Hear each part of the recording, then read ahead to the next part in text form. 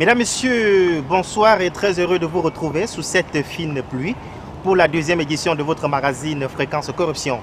Fréquence Corruption, c'est un magazine qui vous informe sur la corruption et ses multiples facettes. Bonsoir Béatrice. Bonsoir Hugo ainsi qu'aux téléspectateurs. Vous suivrez 2 reportages sur des cas de corruption et un éclairage. Le premier reportage porte sur la corruption des contrôleurs de prix et le second sur l'immatriculation illégale des domaines publics à coup de bakchiche. Et nous allons refermer le magazine par l'éclairage d'un notaire qui nous explique qu'en général, c'est le fonctionnaire qui est responsable de la vente des domaines publics. Le notaire demande aux populations de porter plainte contre ces fonctionnaires pour demander réparation. Selon le rapport de la CONAC rendu public en 2013, plusieurs fonctionnaires ont été sanctionnés par le ministère du Commerce pour contrôle clandestin et arnaque des commerçants. Ces fonctionnaires ont été suspendus pour une période de 3 mois. Ils se trouvaient dans la brigade de contrôle des prix des régions du centre, du littoral, du sud et de l'est, Béatrice. Comment ces contrôleurs arrivent-ils à extorquer de l'argent aux commerçants? Nous avons suivi le travail effectué dans les marchés de Douala par la brigade de contrôle de prix de la délégation du commerce du littoral. Les commerçants rencontrés donnent les méthodes d'arnaque de ces fonctionnaires.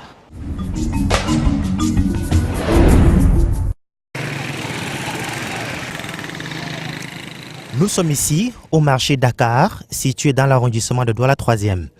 Ici, les commerçants sont en colère contre les contrôleurs de prix qu'ils présentent comme des corrompus venus dans les marchés pour se remplir les poches. Quand ils viennent pour ne pas de nuit, généralement on les donne 5 000 francs. La dernière fois, j'ai supplié, j'ai donné 4 500. Pourquoi la dernière fois, peut-être c'est quoi les affaires de 4 000 qu'on les avait donné. Vraiment, j'ai payé 60 000 là-bas. Ils demandent les factures de marchandises payées. Et les factures de marchandises de vente, bon, comme il y a des petits prix aussi, comme nous vendons, nous ne pouvons pas faire la facture. C'est un peu des choses qui m'énervent sur ces contrôleurs de prix. Et là, je crois que quand soit ils créent les motifs, jusqu'à chercher à te prendre de l'argent avant de partir. Sinon, ils vont te donner une convocation, ils ne te scellent pas. Ils te donnent une convocation. Le lendemain, maintenant, on vient seulement te sceller, on ne cherche pas si tu étais, si tu avais affiché les prix ou pas. Quand ils trouvent que tu es complet, ça les énerve. Pourtant, tous les prix sont sur les marchandises. Quand on comprend que les contrôleurs de prix arrivent derrière, on cherche seulement l'argent. Il faudrait que le ministre forme véritablement les vrais contrôleurs de prix. Ils arrivent, vous mettez le cahier de charges devant eux et ne parviennent même pas à contrôler. Leur part, c'est seulement peut-être que cause avec toi. Parfois, si tu ne donnes pas d'argent, on te donne la convocation, tu vas à quoi dans leur direction. Et si la convocation arrive derrière là, on vous traîne. Parfois, tu arrives là même pour payer tout ce qu'ils demandent. Il faut aller et revenir, aller et revenir. Donc, c'est une mafia. À la délégation régionale du commerce pour le littoral, l'on indique que la loi interdit aux contrôleurs de prix de prendre de l'argent aux commerçants. Il n'a jamais été permis de prendre de l'argent aux commerçants. On demande toujours que les assujettis replient vers le bureau pour finir avec ce qu'on a eu à constater comme infraction dans leur magasin.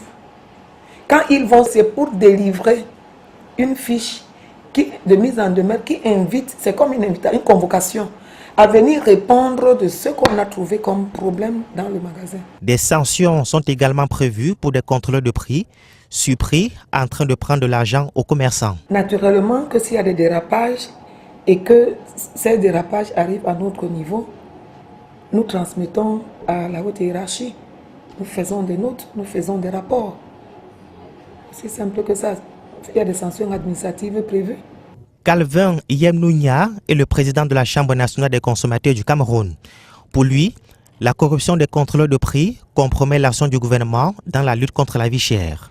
Il se peut que ces jeunes contrôleurs, au souci dans le but de remplir les poches, s'il faut dire fait, prenaient plutôt de l'argent en lieu et place du vrai travail, qui était celui de contrôler et de veiller à l'application de ces prix sur le terrain. Et ceci compromettait ainsi les actions du gouvernement dans la lutte contre la vie chère. Depuis la récente augmentation du prix du carburant, plusieurs commerçants appellent pour se plaindre de l'arnaque des contrôleurs de prix. Depuis la récente hausse du prix du carburant, avec des missions de sensibilisation engagées de part et d'autre par l'État et notamment le ministère du Commerce, Nous avons organisé encore des descentes sur le terrain. Nous avons toujours reçu des plaintes.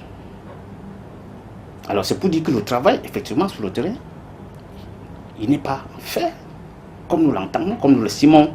Alice Maguedjo est la présidente du marché Mbopi, également la présidente du syndicat des commerçants du Vouri. Elle accuse les commerçants d'être complices de l'arnaque des contrôleurs de prix. Vous convenez avec moi qu'on ne saurait parler de corrupteurs sans corrompus. Donc il y a effectivement un jeu qui se joue entre les deux personnes, mais moi, personnellement, je tire à boulette rouge sur les commerçants parce qu'ils sont suffisamment sensibilisés au point que si aujourd'hui les commerçants continuent à nous dire qu'ils donnent de l'argent aux contrôleurs des prix, il y a lieu de se demander pourquoi est-ce qu'ils donnent cet argent-là. Qu'est-ce qu'eux, ils se reprochent pour donner cet argent? Je souhaiterais avoir des commerçants plutôt qui se plantent et disent que quelqu'un est venu et au-delà du fait qu'il veut contrôler les prix affichés, il leur a demandé de l'argent. L'on espère juste que des mesures concrètes seront prises au ministère du Commerce pour que cesse cette forme de corruption.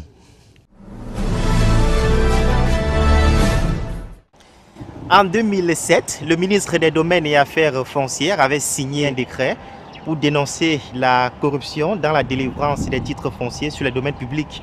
À cette époque, Pascal Anon Adibime dénonçait l'attribution des titres fonciers sur les domaines publics dans les régions du centre, du sud, de l'est et dans bien d'autres régions. Par la suite, la délivrance des titres fonciers avait été suspendue dans plusieurs parties du pays. Comment se déroule concrètement l'immatriculation illégale des domaines publics à coup de corruption? Nous avons suivi le cas de Douala 5e où la délivrance des titres fonciers a été suspendue depuis 2008. Là-bas, plusieurs espaces verts et domaines publics sont vendus à des particuliers.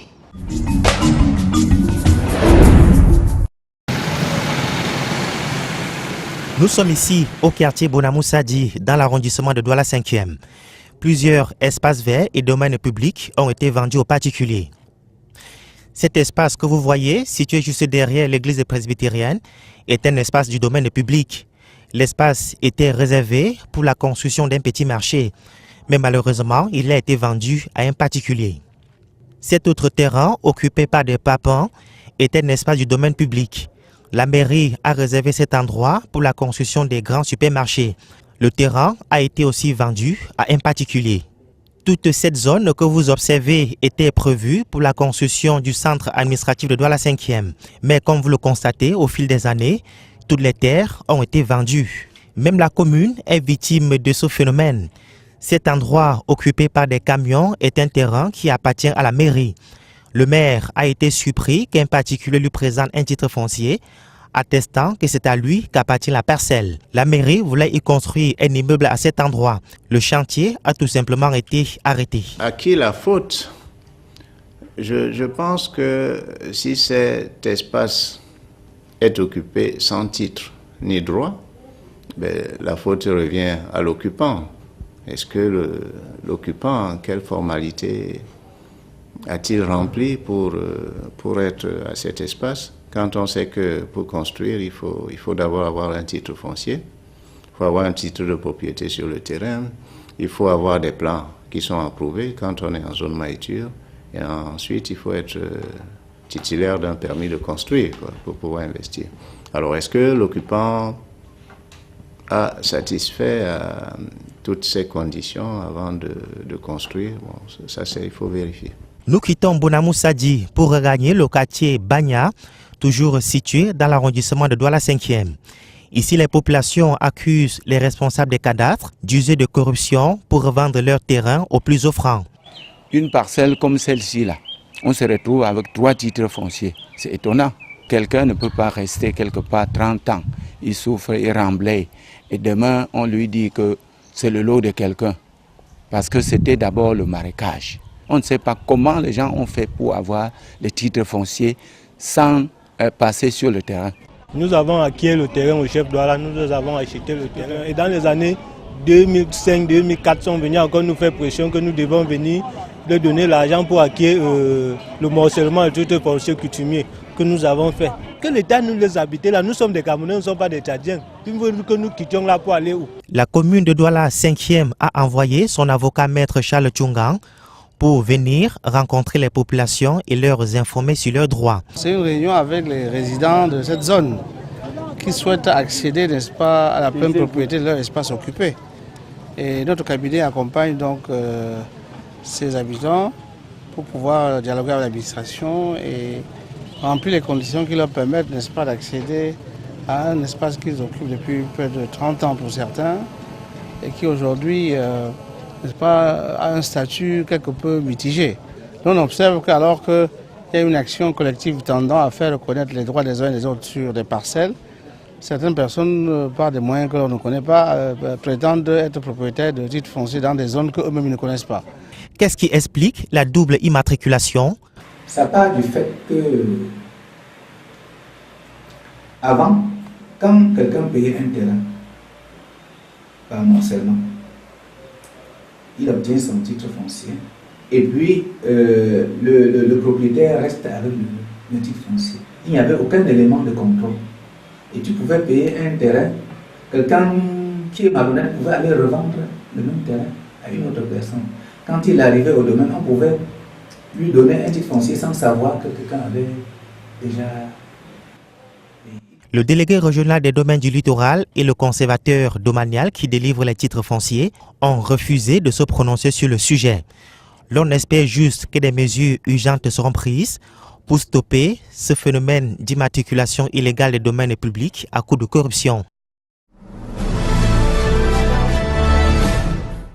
Hugo, qui est responsable de la vente des espaces verts et des domaines publics? Nous avons posé la question à Maître Evelyne Kamako, notaire à Douala, et nous explique que dans la plupart des cas, ce sont les fonctionnaires qui sont impliqués.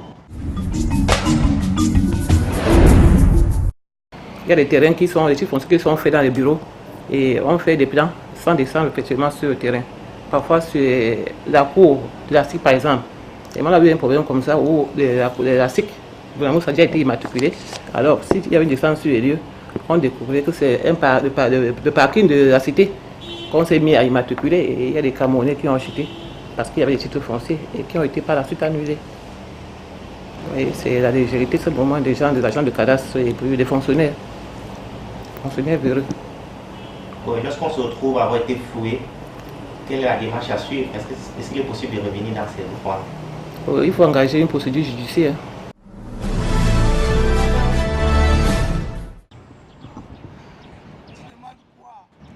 C'est ici que s'achève cette deuxième édition du magazine Fréquence Corruption. Ce magazine est produit par Jade, journaliste en Afrique pour le développement, grâce au soutien financier de l'Union européenne et du programme d'appui à la société civile. Mesdames, Messieurs, merci infiniment de nous avoir suivis et à très bientôt.